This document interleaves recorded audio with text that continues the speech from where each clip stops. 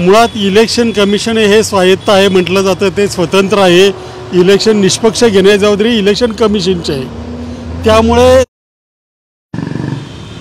Sir, निवडणूक बारामती लोकसभेचा विचार करता आज उमेदवारी अर्ज मागे घेण्याचा शेवटचा दिवस होता. एक उमेदवार असा आला की त्याला तुतारी चिन्ह मिळालं आणि त्यावरनं वाद होण्याची शक्यता दिसते. काय आपली प्रतिक्रिया? मुळात इलेक्शन कमिशन हे स्वायत्त आहे म्हटलं जातं, ते स्वतंत्र आहे. इलेक्शन निष्पक्ष घेण्याची जबाबदारी इलेक्शन कमिशनची आहे. त्यामुळे उमेदवारांच्या नावामध्ये, नामसाधर्म्यामध्ये किंवा चिन्हामध्ये काही घोटाळा होऊ नये, काही गोंधळ होऊ नये, ही सगळी जबाबदारी इलेक्शन कमिशनची आहे. परंतु असं असतानाही कमिशनलाही माहिती आहे की आपल्याकडे बऱ्याच लँग्वेजेस आहेत, बऱ्याच भाषा आहेत. त्याच्यामध्ये अनेक गोष्टींची नावांचा फरक होण्याची शक्यता आहे. अशा स्थितीमध्ये विशेषतः मोठे उमेदवार ज्यांच्यामागे काहीतरी वलय आहे, ज्यांच्यामागे मोठी निवडून येण्याची शक्यता आहे, अशा ठिकाणी जर अशी गडबड होत असेल तर इलेक्शन कमिशनने काळजी घेतली पाहिजे. विशेषतः आता जे फ्लूट आणि म्हणजे तुतारी आणि पिपाणी, तुतारी असलेला तुतारी वाजवणारा माणूस आणि तुतारी, ह्या गोष्टींचा गोंधळ होऊ नये ही काळजी इलेक्शन कमिशनने घेतली पाहिजे. परंतु इलेक्शन कमिशन कोणाच तरी याचं बाहुलं बनलेलं आहे आणि सगळ्या भारतभर हेच चालू आहे की काही ठराविक उमेदवारांना किंवा काही ठराविक पक्षांना निवडून यायचं नाही, त्यांच्या मार्गात अडथळे आणायचे.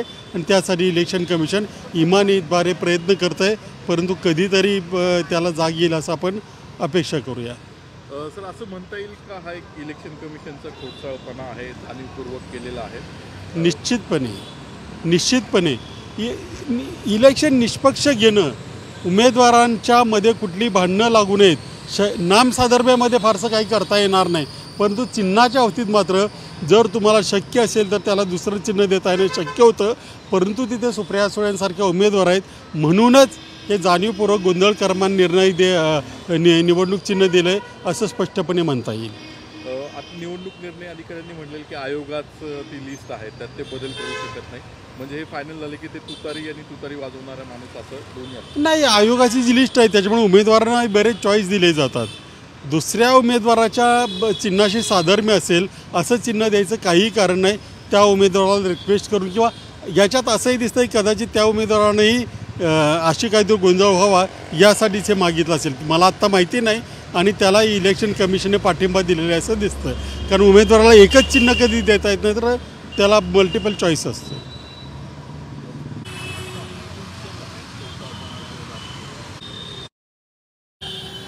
निवडणूक चिन्हामध्ये साधर्म्य असणं हे इलेक्शन कमिशनला टाळता आलं असतं. परंतु ज्या अर्थी, कारण याच्यामध्ये अनेक निवडणूक चिन्ह देता येतात, परंतु कुठून तरी एक उमेदवार येतो, तो गोंधळ होईल अशा पद्धती चिन्ह मागतो आणि इलेक्शन कमिशन त्याला ते अलॉट करतं.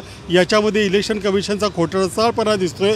कारण उमेदवारांनी काही नावं द्यायची असतात इलेक्शन चिन्हाची, ती न देता जर साधर्म्य येणारं नाव देत असेल तर इलेक्शन कमिशनने याच्यामध्ये कुठेतरी आपले जे काही ब्रीद आहे किंवा त्यांचे जे कर्तव्य आहे त्याच्यामध्ये कसूर केली असं म्हणता येईल. देश विदेशातील प्रत्येक घडामोडींचे लाईव्ह अपडेट मिळवण्यासाठी आता साम टीव्हीच्या सर्व सोशल मीडिया प्लॅटफॉर्मला लाईक, फॉलो आणि सबस्क्राईब करा. तसंच सर्व नोटिफिकेशनसाठी बेल आयकॉन प्रेस करायला विसरू नका.